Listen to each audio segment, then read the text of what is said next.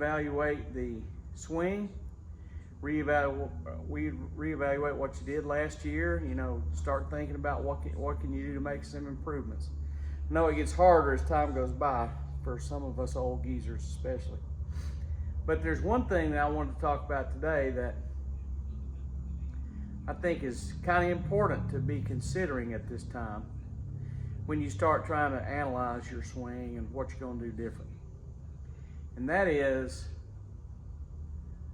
how the wrists operate. And a lot of that has to do with how you grip the golf club. Okay? And basically, people grip the golf club in a lot of different ways. You got a lot of guys that grip it neutral, like this here. And then you got a lot of guys that grip it strong. And that changes a lot of action in how you hit the golf ball. I'm not exactly sure that this is true, but it wouldn't surprise me that you're better off with a stronger grip to get more hand action and get better power into the swing. For example, if this is a fly rod, you got this kind of motion here, okay, where the wrist is going from this kind of position to this kind of position. So that's, the wrist operating this way. And then, of course, there are a lot of guys who talk about the wrist operating this way. Okay?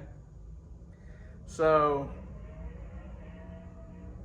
the guys that are RIT guys, that like neutral club face, a lot of those guys are proponents of the wrists operating this way.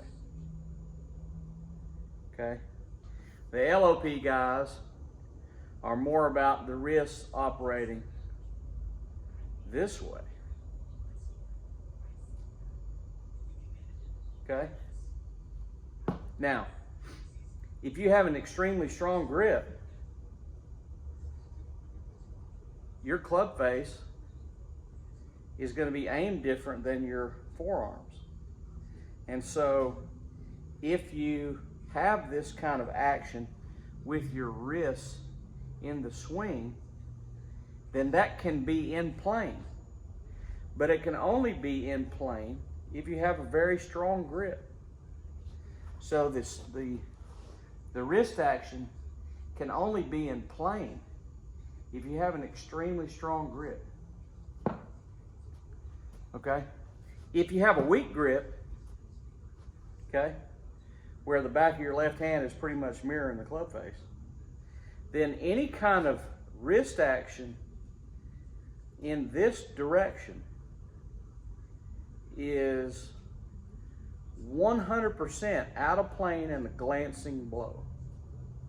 So if you got a weak grip and your wrist is doing a lot of cocking this direction on the backswing and unloading this direction on the follow through, then all you're creating is a glancing blow.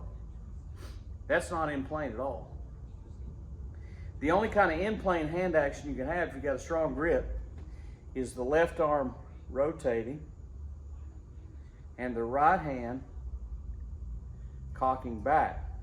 So that's the only thing, that's the only kind of wrist action that's in plane.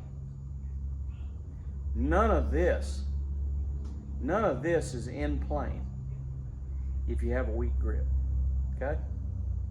The only way this is in plane is if you have a strong grip and the club face is closed a lot compared to the back of your left hand. Then this kind of wrist action is in plane, okay? So, just a little refresher, something to think about. If you got a weak grip, you really don't, it does no good to add this kind of wrist action in a golf swing. The fly rod, you know, the baseball swing, none of that. If you have this kind of wrist action in your golf swing, it does you no good if you got a weak grip, because 100% of that release is out of plane. The only way that kind of release is in plane is if you have a very strong grip. Then it's in plane, see? Now, if you have a weak grip, the only kind of wrist action that's in plane is this. What Tom Tomasello talks about. The left arm rotates, the right wrist cocks back. So that kind of wrist action there is what you want if you got a weak grip. If you got a strong grip, okay, you're going to have more of this. Something to think about. See you later.